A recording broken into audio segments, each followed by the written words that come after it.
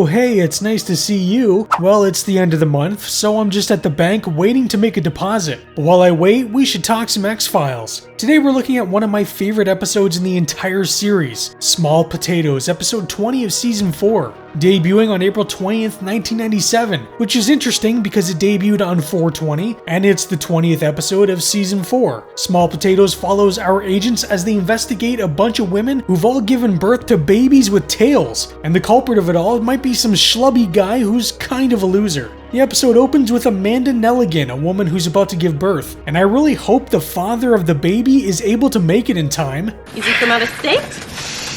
Another planet. So the father's Starman? I gave you a baby tonight. Nurse, hand me the ice cream scoop. The doc delivers the baby, but there appears to be something wrong with it. Good Lord. Not another one. So the baby has a tail. I was born with an extra toe and you don't hear me whining about it. Oh my god. Michael Jackson held captive by exotic pets? It's actually the monkey babies that catches Mulder's eye, but if he's willing to believe in those, I sure hope no one tells him about the frog baby born in Kansas. The agents meet with Amanda to ask her a few questions about her baby, but is this really something the FBI should be worried about? I can't imagine Mulder throwing a tabloid magazine down on Skinner's desk and Skinner approving this kind of investigation. The only reason they're looking into this case is because Amanda claims the father of her child is from another planet. His name is Luke Skywalker. He's what's known as a Jedi Knight. And another franchise, apparently. I think Scully's really enjoying Mulder's embarrassment at this moment. But Scully is a medical doctor, and it dawns on her that all these children born with tails likely have the same father. Mulder points out that 4 of the 5 women, excluding Amanda, were married and saw the same doctor because of fertility issues. For God's sake, Alden, how many of us are there? No, I'm Special Agent Mulder with the Federal Bureau of Investigation. This is Agent Scully. Obviously, everyone is pretty upset. I mean, none of the husbands are the fathers of their own children, but the doctor then makes things worse by insinuating that the wives may have cheated. I haven't been with a man since 1989. I mean, not counting you, honey. Look. If she hadn't added that "not counting you, honey," I would have loved to know what he did to be in the doghouse for the past 8 years. The doctor does bring up a good point though. One of the women that gave birth to a baby with a tail wasn't even his patient. While everyone yells at each other, Mulder walks off to look around and comes across a plumber. And you know he's a plumber because of the butt crack. I better cover it though, I don't want the sensitive folks that work at YouTube getting upset. Check it out.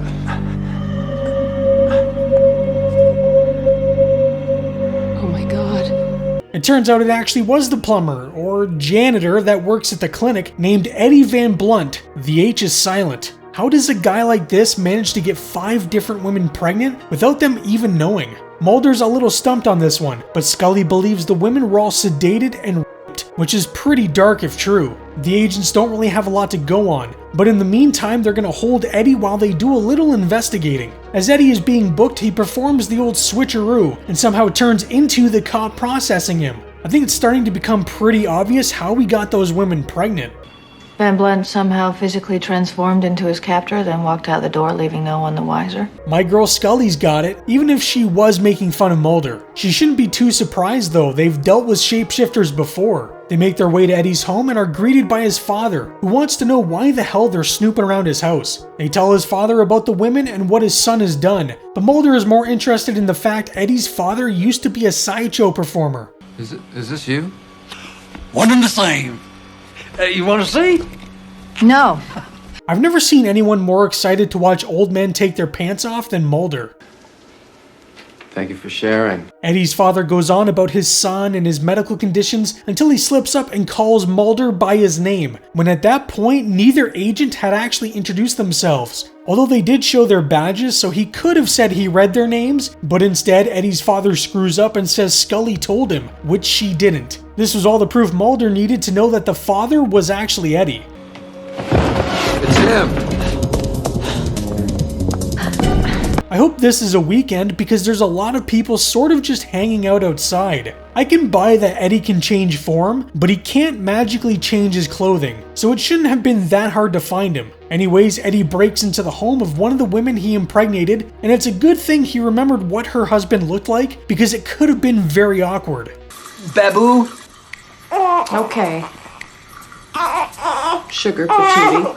Babu? Sugar Patootie? Who the hell calls each other names like this? Since the agents lost sight of Eddie, they might as well go through his stuff. A mirror? A closet full of junk? Oh, a desiccated corpse. While that's going on, Eddie's in big trouble now, because the woman's husband just came home. Her actual husband.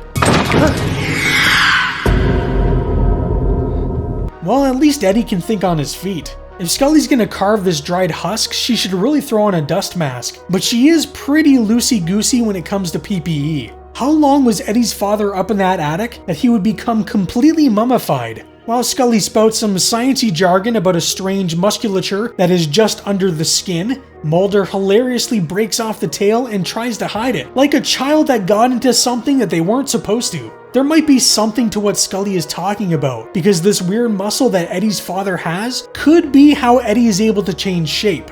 Turns out they're just keeping me here because they think I'm sort of crazy. Mulder decides to meet back up with Amanda to see how she's doing and to ask her a few questions about Eddie. The two of them dated back in high school, but broke up because she felt he was kind of a loser. Meanwhile, she's the one who thinks she slept with Luke Skywalker. He's one of those guys you look back on and you go, oh my God, what was I thinking? What was I thinking? I'm starting to feel like I have a lot in common with Eddie, except for the shape-shifting and the rape. Mulder is kind of acting odd to the answers she's giving him though, almost like he's Eddie. Here to see Amanda Nelligan? Just down the hall there.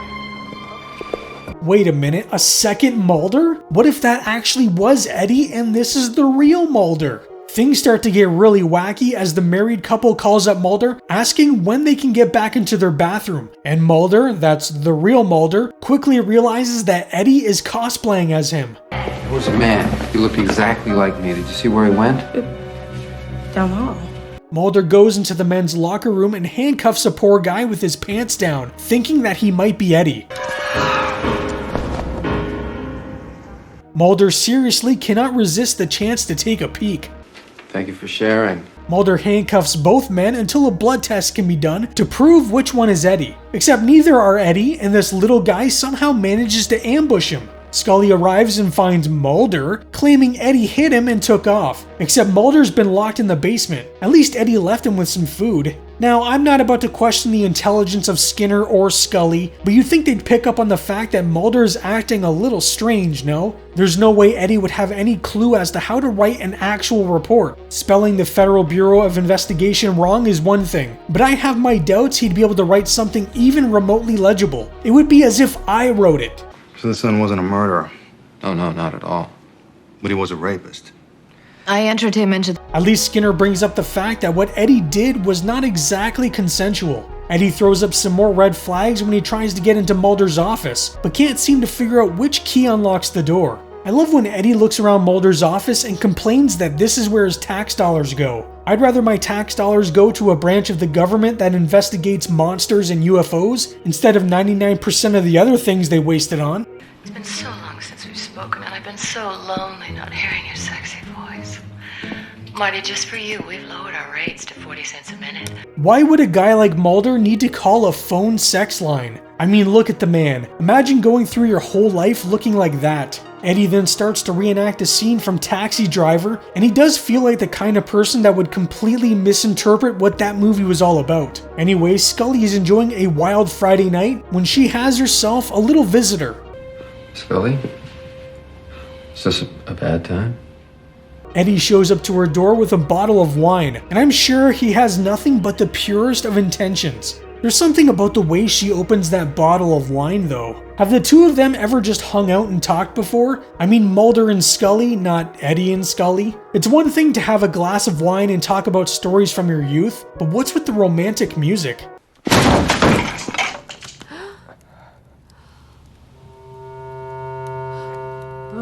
Eddie almost manages to pull it off, but thankfully Mulder breaks up the little party before things can get too heated. Also, let's not overlook the fact that Scully wasn't exactly pulling away from the whole situation either. Do I need to bring up how she removed that cork again? Sorry Eddie, but you're no Mulder. Well, none of us are really. Mulder then meets with Eddie while he's in prison just so Eddie can call him a loser. I was born a loser, but you're one by choice. Imagine how awkward it must be between these two right now. Mulder just saw Scully about to field test her furniture, and now they both have to act like absolutely nothing happened. Small Potatoes is one of my all-time favorite episodes in the series. Not even just season 4, but the series as a whole. Casting Darren Morgan in the role of the loser Eddie, who can't get a date to save his life, was perfect. I actually didn't realize who he was for the longest time, and just thought he was a random actor they got for the show. So the guy is capable of writing some of the show's best episodes, and now playing one of the show's most memorable one-off characters. It's crazy how he got started playing the Fluke Man back in season 2, and now he's here as a serial rapist, but kind of a comedic and sympathetic one in a way, which is a really weird thing to say. The other piece of the puzzle that really makes this episode work is the performance put in by David Duchovny. Darren is really only on screen for maybe 30% of the episode, and then the rest is all done by David, who has to play both Mulder and Eddie. Apparently David and Darren were good friends at the time, or still are, I don't know, but this helped David get down some of Darren's mannerisms, which helped the audience know who was Eddie and who was Mulder, even though I think it is pretty obvious. The episode overall is full of great gags throughout, and a lot of it was actually improvisation from the actors themselves. Like the eye roll Mulder gives when he first chases after Eddie. That wasn't in the script, that was just something David did.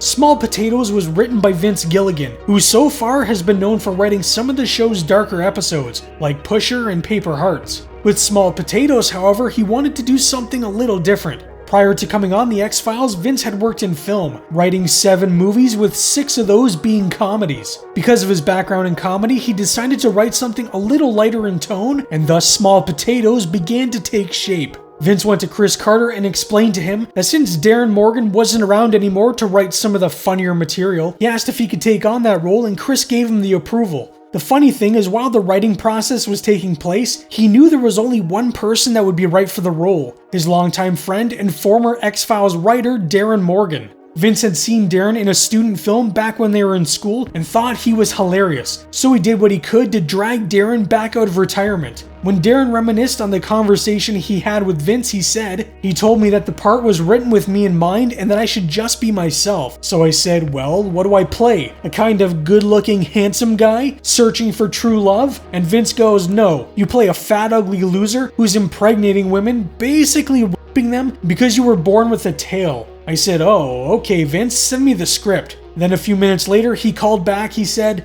"The character's kind of a loser, but I don't want you to think that you're a loser."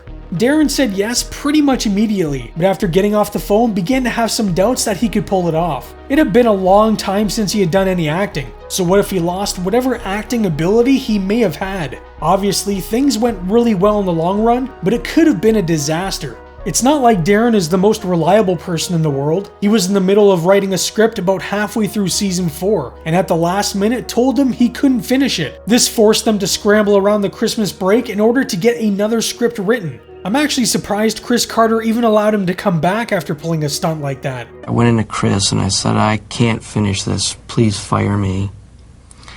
And he wouldn't.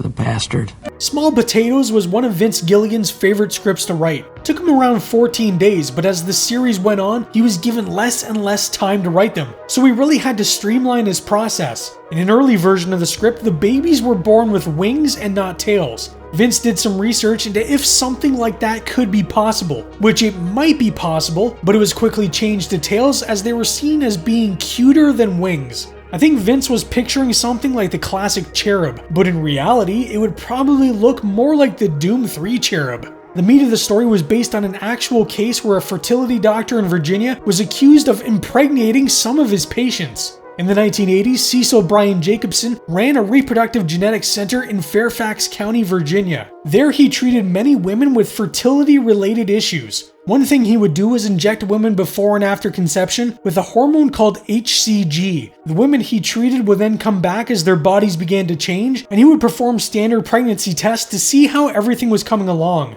Cecil would use ultrasounds to show the women their growing child, but like clockwork, it seemed that most of the women would lose their child by the 3rd month. What was happening is the women were never actually pregnant. All the tests were false positives, and their bodies were changing because of the injected hormones. And as far as those ultrasounds that showed the growing baby, what Cecil was showing women actually turned out to be their own organs, or sometimes feces. I don't know how he thought they would never find out they weren't actually pregnant. In 1989, some of his former patients tipped off the local news about the fraud he was committing, and after an investigation, he was faced with many lawsuits and was even charged with perjury. During this investigation, however, something even crazier came to light. It turns out some of his patients had actually been artificially inseminated, which they had signed on for. However, many of the anonymous donors the doctor had apparently used actually turned out to be from him. There wasn't even any proof that the anonymous donor program even existed to begin with. Through genetic testing, Cecil Jacobson was linked to at least 15 children, and to make matters worse, one of the women impregnated in this manner was to be done so with her husband's sperm, but instead the doctor used his own.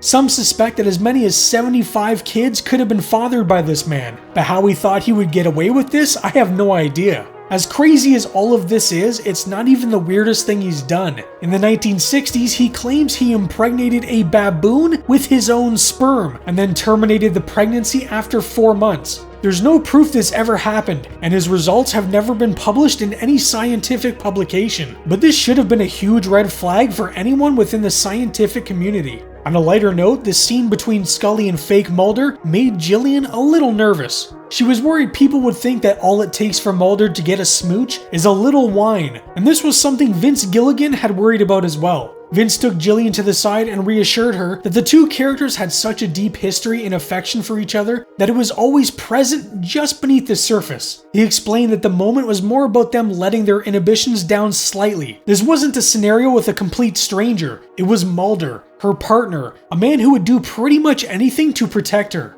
This helped ease Gillian's worries, but what it didn't ease were the racing heartbeats of the shippers. Vince knew putting the characters in this kind of situation would drive them nuts. A certain section of the audience was dying to see them together, but this was more of a tease. It wasn't actually Mulder and Scully, it was Scully and Eddie. Plus, Vince felt the characters were more interesting when they were kept apart, and there were only hints of will they, won't they? Many times when you throw two main characters together, it can ruin the flow of the show. And even though I am an admitted shipper, I think something like that is best saved for the end of the series, because once you couple them up, all the intrigue is lost. Marry me. I was hoping for something a little more helpful. There's kind of a connection with Small Potatoes to the episode Home. Yes, the episode about the inbred cannibals. Nearing the end of Home, Scully makes a reference to the movie Babe, which is about a talking pig, while Amanda, who's played by Christine Cavanaugh, is actually the voice actress of Babe. Not only was she the voice actress of Babe, she was also the voices of Chucky from Rugrats and Dexter from Dexter's Lab, which are two fairly popular cartoons of the 90s and early 2000s. Sadly, she passed away in 2014 at only the age of 51 years old, which is pretty damn young. He did sing his song for me, though. Dun, dun, dun, dun, dun, dun, dun, dun, dun, dun, dun, dun, dun, dun, dun. Small Potatoes currently sits at 8.9 on IMDb. It's one of my all-time favorite episodes, so I'm probably gonna go with a 9 myself. Up next, we have Skinner covering up some bizarre deaths involving those pesky bees, and we have the return of those lovable scamps from the Syndicate and the episode Zero Sum. So what do you think of Small Potatoes? Let me know, because I can't wait to hear what people think. Anyways, it looks like I'm up next, so while I make my deposit, I hope you have a great day and stay spooky. Do you guys have the latest issue of Big Latinas? Sunday on an all-new X-Files. How do you find someone We're looking for a man who can appear to be his own father or anyone else. who can transform himself Is everything okay? into anyone? What the hell? Even an FBI agent. Now I'm seeing a whole new side of you. The X-Files, a brand new episode Sunday on Fox.